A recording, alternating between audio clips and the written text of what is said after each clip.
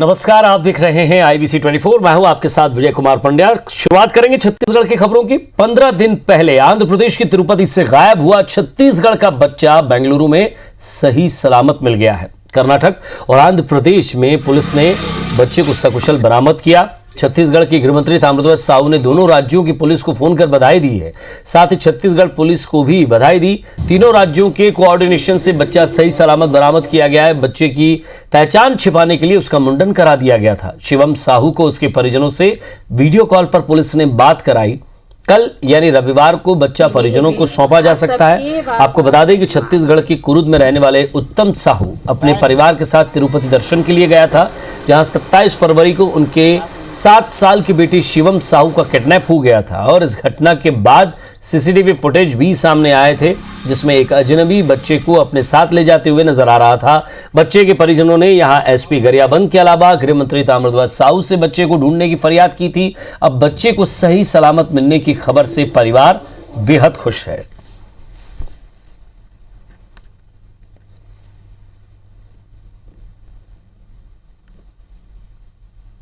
मिली है भी, आप सबके बार बार धन्यवाद है। तो रविवार सुबह तक छत्तीसगढ़ पुलिस को सौंपा जा सकता है बच्चा। तिरुपति दर्शन के लिए पूरा परिवार गया था और वहीं इस बच्चे का अपहरण हो गया था। तो सीसीटीवी फुटेज में बच्चे को ले जाते हुए एक शख्स नजर भी आ रहा था।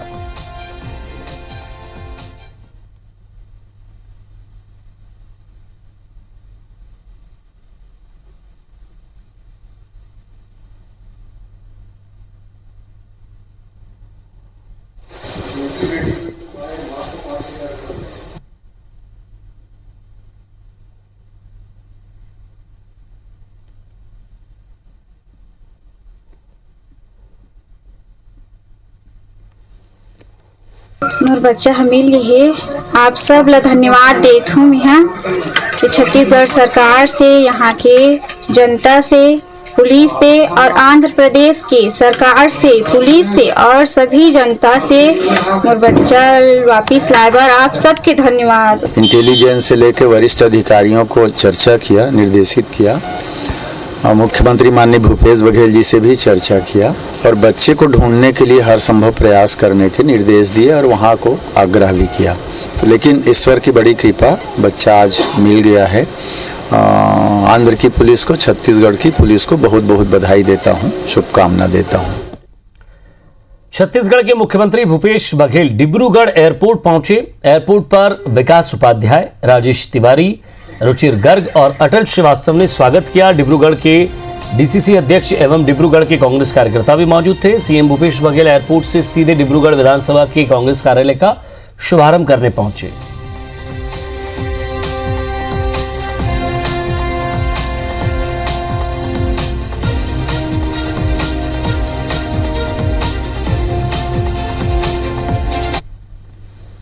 मुख्यमंत्री भूपेश बघेल 3 दिनों के असम दौरे पर रवाना हो गए। इससे पहले उन्होंने कहा कि भाजपा पहले कांग्रेस को हल्के में ले रही थी, मगर अब कांग्रेस की स्थिति काफी मजबूत हो गई है। कांग्रेस एक बार फिर से असम में सरकार बनाने जा रही है। मुख्यमंत्री भूपेश बघेल ने कोरोना वैक्सीन को लेकर कहा है कि सभी को टीका लगना चाहिए। उन्होंने कहा कि मेरी बारी आएगी तो मैं भी लगवाऊंगा। मुख्यमंत्री ने यह भी कहा कि लॉकडाउन से नुकसान बहुत ज्यादा होता है, इसलिए हमें कोरोना वायरस से बचने के लिए गाइडलाइन का पालन करना चाहिए। मुख्यमंत्री भूपेश बघेल ने धान खरीदी के मुद्दे को लेकर केंद्र सरकार पर हमला बोला। उन्होंने कहा कि केंद्र नहीं चाहता कि छत्तीसगढ़ की सरकार किसानों के हित में काम करे।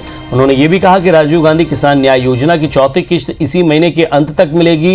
इधर पूर्व मुख्यमंत्री डॉक्टर रमन सिंह ने कहा है कि असम में हमारे नेता कांग्रेस सरकार के छत्तीसगढ़ मॉडल के ढोंग की पोल खोलेंगे।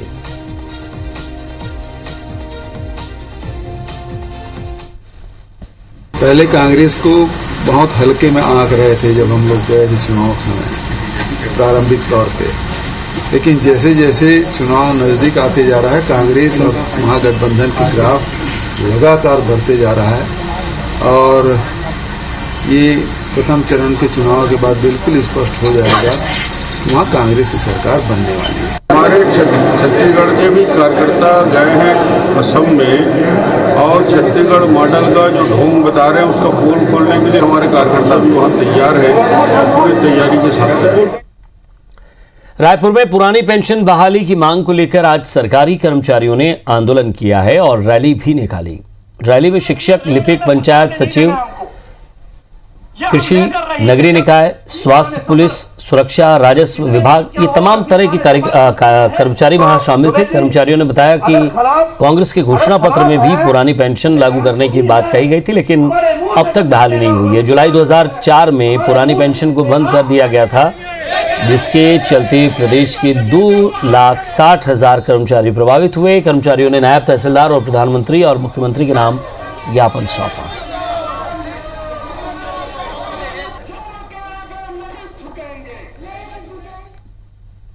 आज बूढ़ा तालाब छत्तीसगढ़ रायपुर में एक पुरानी पेंशन को लेके बहुत बड़ा आंदोलन हम लोगों ने शुरुआत किया है और इस आंदोलन के माध्यम से, इस महापंचायत के माध्यम से हम भूपेश सरकार को ये अवगत कराना चाहते हैं कि जो एनपीएस है, एनपीएस को आपको ख़त्म करना पड़ेगा। राष्ट्रीय पुरानी पेंशन बहाली संयुक्त मोर्चा छत्तीसगढ़ के द्वारा आज आंदोलन किया गया और रैली निकाली गई है और मैं शासन की ओर से तहसीलदार गोविंद कुमार सिन्हा इनका ज्ञापन लेके उनको उचित माध्यम से सरकार तक पहुँचा। कोरोना गाइडलाइन का पालन नहीं करवाने वाले संस्थानों पर अब कार्रवाई होगी। रायपुर कलेक्टर ने संक्रमण को रोकने के लिए ये आदेश जारी किया है, जिसमें संस्थानों में फिजिकल डिस्टेंसिंग और मास्क लगाना अनिवार्य होगा। सार्वजनिक स्थानों पर थूकने पर भी प्रतिबंध लगाया गया है। इसके अलावा ये नियम सार्वजनिक स्थल, कार्यालय, अस्पताल, नर्सिंग होम, बाजार, कार्यस्थल, फैक्ट्री, भीड़ भाड़ वाले स्थानों पर भी लागू होंगे। मास्क नहीं लगाने वालों और सार्वजनिक स्थानों पर थूकने वालों पर 100 रुपए का जुर्माना लगाया जाएगा। दुकानों में, व्यावसायिक संस्थानों, सार्वजनिक स्थानों पर फिजिकल डिस्टेंसिंग का पालन नहीं करने वालों पर 200 रुपए का जुर्माना लगाया जाएगा। इस बार के कोरोना गाइडलाइन को लेकर जारी आदेश में होम आइसोलेशन वाले मरीजों पर भी कड़ाई से नजर रहेगी। होम आइसोलेशन के नियमों का पालन नहीं करने पर 1,000 रुपए का जुर्माना लगाया जाएगा।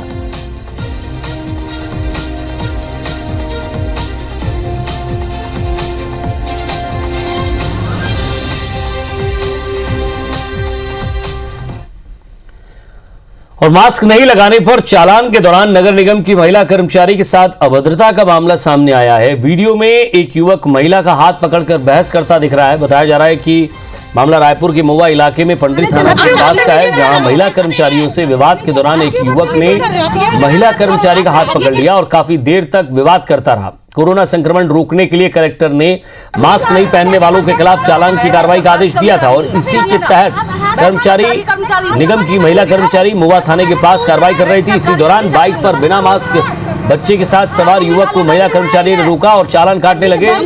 इस पर युवक भड़क गया, खुद को सरकारी कर्मचारी बताकर बहस करने लगा। युवक की अभद्रता पर नगर निगम अधिकारियों ने थाने में शिकायत दर्ज कराई।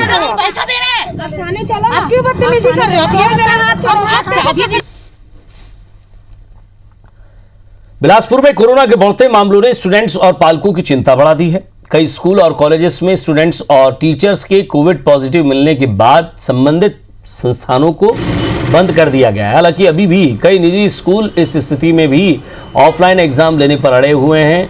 इससे प्रशासन और निजी स्कूलों के बीच गतिरोध गहरा गया है। इस स्थिति को देखते हुए स्टूडेंट्स और अभिभावक चाहते हैं कि ऑनलाइन एग्जाम हो ताकि कोविड के खतरे से बचा जा सके।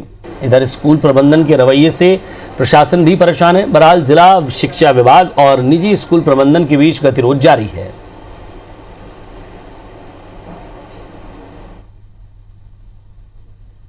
कोविड निश्चित रूप से एक सबके लिए एक चैलेंज की बात थी और ये एक साल जो था उसमें पढ़ाई हमने ऑनलाइन स्कूलों ने ऑप्शन निकाला क्योंकि कोविड को ओपन कर दिया गया है, लोग हर जगह जा रहे थे, इसलिए एग्ज़ाम को ऑफलाइन लेना उचित समझा। बच्चों को फिर से तैयार करना ये हमारी जवाबदारी है, इसलिए ऑफलाइन मोड की पे जो प्राइवेट स्कूल हैं वो एसेस कर रहे हैं। वरिष्ठ अधिकारियों के संज्ञान में लाया गया है कि जिद्दी प्रबंधन बच्चों के हित को सर्वोपरि रख के परीक्षागत योजना नहीं बनाएंगे तो निश्चित रूप से इनके संबंध में आवश्यक कार्यवाही सुनिश्चित रूप से की जाएगी। भिलाई के चंदुलाल चंद्राकर मेमोरियल अस्पताल की संपत्तियों की भूमि के पट्टे के संबंध में कथित भ्रष्टाचार की जांच के लिए सीबीआई और सीरियल फ्रॉड इन्वेस्टिगेशन ऑफिस यानी कि एसएफआई के निर्देशों को निर्देश देने की अनुरोध वाली स्पेशल लीव पिटीशन पर हाईकोर्ट में सुनवाई हुई। इस मामले में याचिकाकर्ता अमित चंद्राकर को छत्तीसगढ़ हाईकोर्ट ने सुप्रीम कोर्ट जाने की सलाह दी है। शिकायतकर्ता पूर्व सांसद चंदूलाल चंद्राकर के पौत्र अमित चंद्राकर ने बताया कि चंदूलाल चंद्राकर स्मृति अस्पताल की सरकारी लीज की जमीन का दुरुपयोग कर करोड़ों रुपए का घोटाला किया गया है। लीज दस्तावेज की शर्तों के अनुसार इस जमीन को गिरवी रखकर लोन नहीं लिया जा सकता है, लेकिन अस्पताल प्रबंधन और इंडियन बैंक शाखा सेक्टर 6 भिलाई के प्रबंधन को मिली भगत से करीब 200 करोड़ रुपए का लोन लेकर हेराफेरी की गई। बैंक ने कर्ज वसूली के लिए अस्पताल की संपत्ति की नीलामी का नोटिस लिया, लेकिन भिलाई नगर निगम मूक दर्शक बना रहा।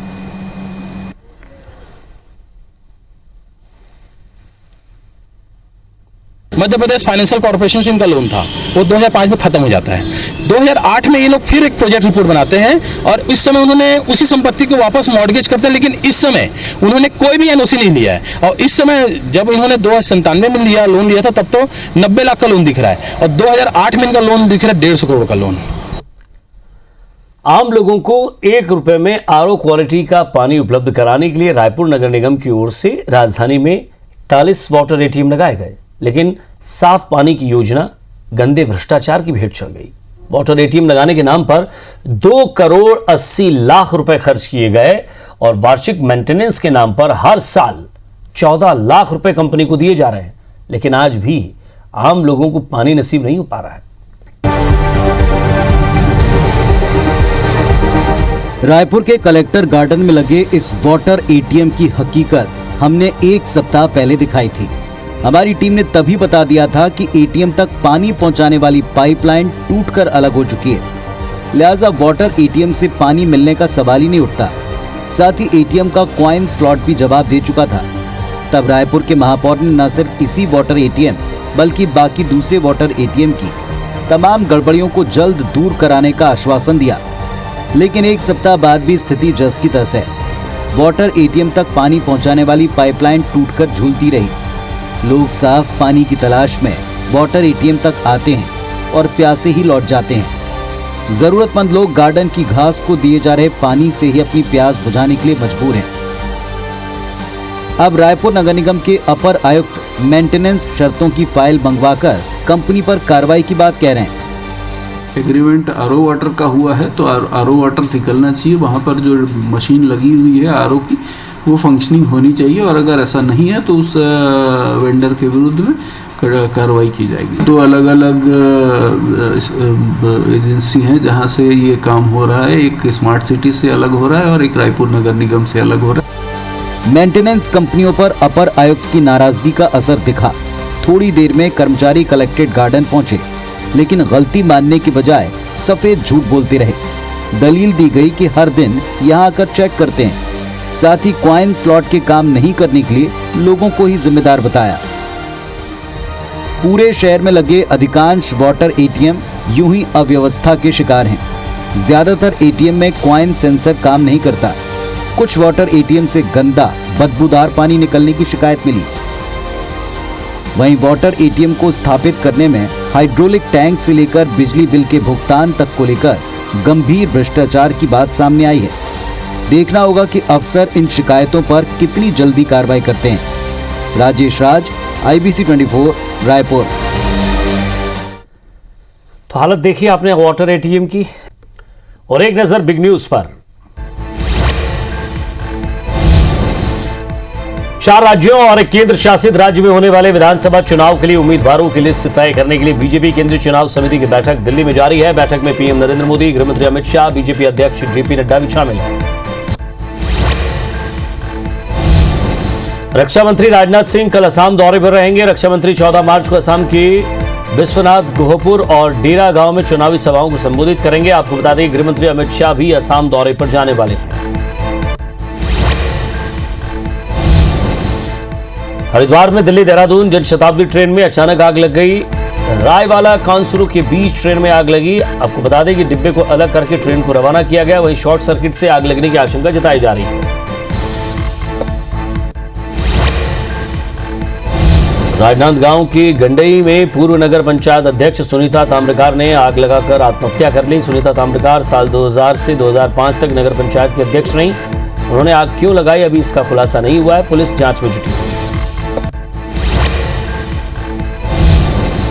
इधर IBC 24 की खबर का असर देखने को मिला है। छत्तीसगढ़ के पेंड्रा में मेडिकल बोर्ड की स्थापना के निर्देशक स्वास्थ्य संचालन ने जारी कर दिए हैं। 2 प्रभारी डॉक्टरों की नियुक्ति से दिव्यांगजनों को प्रमाण पत्र के लिए अब भटकना नहीं पड़ेगा।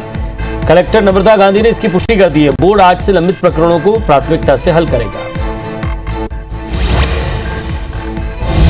चांपा के आंगनबाड़ी कार्यकर्ता अमिता श्रीवास ने अफ्रीका के किलिमंजारो की चोटी पर चढ़ाई कर कीर्तिमान रचा है। उसकी सफलता पर मुख्यमंत्री भूपेश बघेल ने ट्वीट कर शुभकामनाएं दी। अमिता अब एवरेस्ट फतह करने के लिए सरकार से आर्थिक सहयोग चाहती है।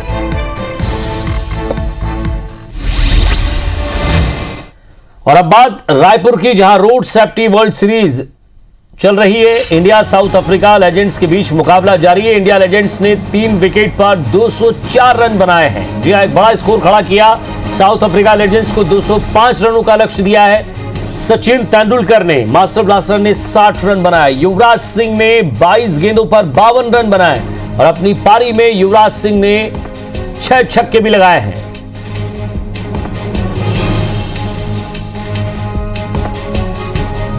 और ज्यादा बातचीत के लिए हमारे संवाददाता स्टार जो है हमारे साथ जुड़ गए। स्टार, आज भी इंडिया का मैच और वही खुशी और वही उत्साह लोगों में देखने के मैच देखने के लिए, और साथ ही साथ जिन लोगों ने बड़ी मशक्कत के बाद टिकट पाया, कम से कम उनकी टिकट जो है सफल रही है। ये कहें कि मैच में सचिन तेंदुलकर, युवराज सिंह, जिन्होंने समा बांध दिया, एक टकटकी लगाए मैच देखने के लिए मजबूर कर दिया। देखिए, इंडिया का ये मुकाबला है इंडिया लीजेंड्स का, और फैंस के चेहरे, हमारे साथ 4-5 फैंस मौजूद हैं और भी कुछ जुड़ते जा रहे हैं। ये आप देखिए, खुशी इनके चेहरे पे जो दिखती है ना, ये अपने आप पे बताने के लिए काफ़ी है कि किस प्रकार का रोमांच मुकाबला रहा है। शुरुआती में ही टीम इंडिया लगातार अच्छा परफॉर्मेंस रही। सचिन की 60 रन देखने को मिले, युवराज सिंह 1 ओवर में 4 छक्के मारे थे। फैंस हमारे साथ मौजूद है, क्या वो कहते, सीधा बात करते हैं। बताइए, आपने इंडिया की बैटिंग देखी, क्या कुछ कहना चाहेंगे? बहुत मज़ा आया आज इंडिया की बैटिंग देख के। हमें पुराने युवराज सिंह नज़र आया। बहुत दिनों हो गए थे उनको ऐसे रूप में देखे हुए। आज उनका देख के हमारा सारा पैसा वसूल हो गया, आना पूरा वसूल। सचिन तेंदुलकर जी के परफॉर्मेंस को देख के तो दिल इतना गदगद हो गया कि पूरे पैसे वसूल हो गए मैच के जो है। बिल्कुल सही कहा भाई साहब ने। इंडिया भारत के मैच में हमेशा से एक रोमांच रहता है, और भारत के इतने शानदार खिलाड़ी जिन्होंने अंतर्राष्ट्रीय स्तर पर अपनी ख्याति चमकाई है, उनका मैच देखकर आज हमें बहुत ही प्रसन्नता हुई। और हमारा खचाखच भरा हुआ स्टेडियम में, क्या कुछ कहेंगे बताइए? सर, पुराने जितने खिलाड़ी हैं बहुत ही महान खिलाड़ी हैं, उनको देख के बहुत रोमांच महसूस हो रहा है और उन्होंने बहुत उम्दा खेल का प्रदर्शन किया है आज के लिए। अच्छा, एक चीज़ है, युवराज ने एक इतिहास दोहराया, लगभग जैसा लग रहा था कि 6 गेंद में 6 छक्के मारेंगे, 4 तो उन्होंने मारे थे। वो एकदम वो माहौल जो था ना, वो अलग ही फील आने लग गया था कि वापस रिटर्न कहीं 6 सब मार पड़ जाए, ऐसा करके अलग ही मजा था वो। बिल्कुल। अच्छा, टिकट मिलने में कितनी जद्दोजहद करनी पड़ी आप लोग को, ये जानना चाहेंगे? आज के 15 दिन से आज के मैच के लिए, टिकट के लिए अपन परेशान थे, फाइनली जाके मिला और पैसे वसूल हो गए। इंडिया की बैटिंग बहुत अच्छा लगा हमें युवराज सिंह का। लेकिन आप जो बोल रहे हैं 6 बॉल में 6 छक्का, उन्होंने पहली बॉल आउट कर दी थी, इसी कारण उम्मीद पहली खत्म, लेकिन 4 चौका छक्के मारे, बहुत अच्छा लगा। बहुत। देखिए, तमाम क्रिकेट फैंस मौजूद और साहब बता रहे कि बड़े जद्दोजहद के बाद उन्हें टिकट मिली आज के मैच की, और जब मैच देखने पहुंचे उनके पैसा वसूल मैच इसे कहा जा सकता है। ये पहली इनिंग देखने के बाद बाहर निकले थे, और जो खुशी इनके चेहरे पर दिख रही है वो बताता है कि किस प्रकार से आज जो चाहे सचिन का फॉर्म देखने को मिला हो या युवराज सिंह की वो जो बल्लेबाजी जिसको जाने जाते हैं, अफ्रीका का खेलना बाकी है और वो मैच चल भी रहा है, और शायद दर्शक इंतजार करेंगे मैच का, क्योंकि अब बॉलिंग का समय है इंडिया का, और देखते हैं कितना बॉल से भी कमाल दिखा पाती है, क्योंकि बल्ले से तो कमाल जरूर दिखा है। नजर बनाए रखिएगा, आपसे अपडेट लेते रहेंगे स्टार। बहुत बहुत शुक्रिया इस तमाम बातचीत के लिए। और इसी के साथ फिलहाल इस बुलेटिन में इतना ही।